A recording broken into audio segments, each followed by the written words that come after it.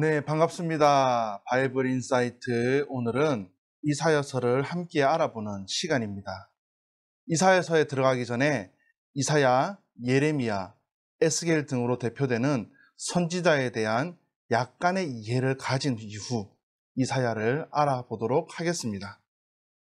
우리가 선지자라고 말하는데 그렇다면 어떤 사람들이 선지자일까요? 선지자는 하나님께서 주신 실제적인 말씀을 선포했던 사람들입니다. 즉 하나님의 메신저라고도 말할 수 있습니다.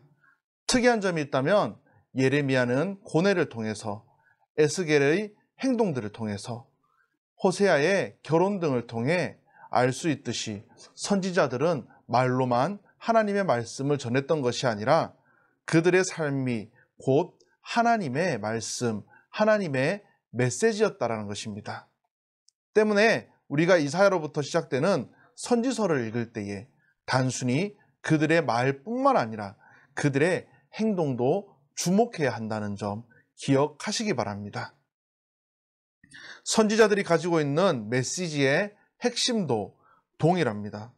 첫째, 하나님의 율법을 계속해서 어기면 하나님께서 경고했던 것처럼 심판을 받을 수밖에 없다라는 것. 둘째로, 하지만 하나님의 심판은 우리에게 위협과 고난, 고통을 주기 위함이 아니라 우리로 하여금 회개와 교정을 위한 권면이며 하나님 당신의 백성들을 위한 하나님의 마음이라는 것입니다. 세 번째, 이런 이유로 선지서는 심판의 메시지들 이후에 구원과 회복의 메시지가 동시에 담겨져 있다는 점 우리가 기억하며 선지서를 읽기 바랍니다. 앞에서 언급한 선지서, 선지자의 이해를 가지고 이제 이사야서를 살펴보도록 하겠습니다. 우리가 잘 아는 대로 이사야서는 예수님에 대한 가장 풍부한 예언을 담고 있으며 실제로 복음서에서는 예수님께서 이사야의 예언들을 성취하셨다라는 언급이 많기에 이사야서를 구약의 복음서 또는 제5복음서라고 부르고 있습니다. 저자는 이사야로 주전 약 740년부터 활동했으며 유다와 예루살렘에 대한 심판과 구원의 말씀을 주로 전하고 있습니다. 유대 전승에 의하면 이사야는 히스기야 왕의 아들 므낫세에 의해 톱으로 몸이 반으로 잘려 죽었다라고 전해집니다. 이사야서의 구조는 죄와 심판에 초점을 맞춘 제1 이사야와 하나님의 은혜와 회복을 다루는 제2 이사야로 구성되어 있으며 이런 구조를 세부적으로 나누게 된다면 1에서 12장은 유다와 예루살렘의 죄에 대한 심판을 다루고 있습니다. 특별히 이사야 9장, 11장, 12장은 메시아 예언을 통한 하나님 나라의 회복 그리고 메시아를 통한 하나님의 구원을 이야기합니다. 13장에서 23장은 바벨론, 아수르, 블레셋, 모암, 다메섹, 구스, 애굽, 두마, 아라비아, 두로와 시돈 등 열방에 대한 경고를 24장에서 27장은 전 세계에 대한 심판과 그 이후 회복을 이야기하고 있습니다. 이렇게 성경의 구체적인 나라들을 언급하는 이유는 하나님은 이스라엘뿐만 아니라 세계 모든 나라들을 다스리는 분임을 나타내기 위함이 담겨져 있습니다. 28장부터 35장까지는 하나님의 백성들의 심판과 구원을 담고 있으며 36장에서 39장은 우리가 잘 아는 히스기야 이야기를 다루고 있습니다.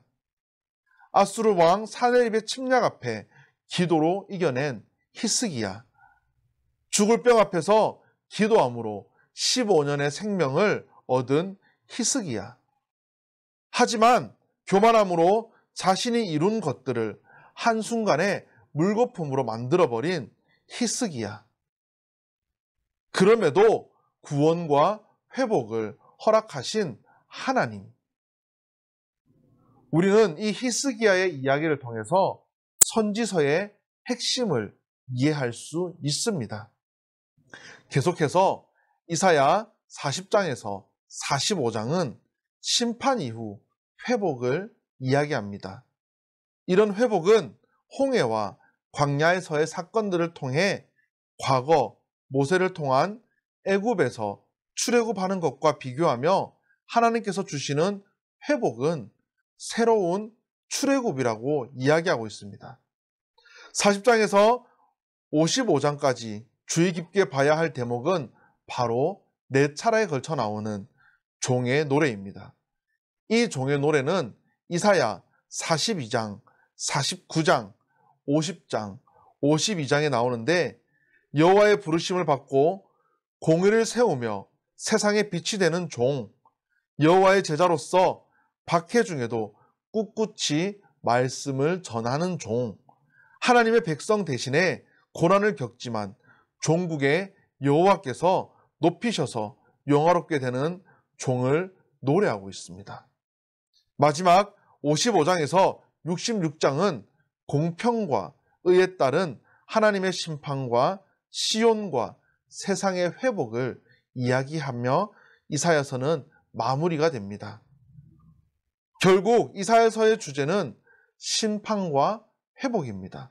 여기서 우리가 한 발짝 더 나가야 하는 것은 이 심판과 회복의 중심에는 하나님의 공평, 하나님의 의, 그리고 만민을 사랑하는 하나님의 마음이 담겨져 있다는 것입니다. 이처럼 이사야서는 어려워 보이지만 선지서의 전체적인 맥락을 이해하고 읽는다면 결코 어려운 책은 아닐 것입니다.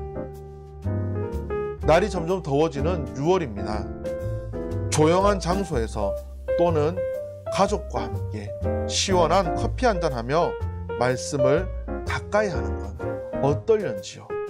우리 모두 성경 일독 할 수 있습니다. 하자크!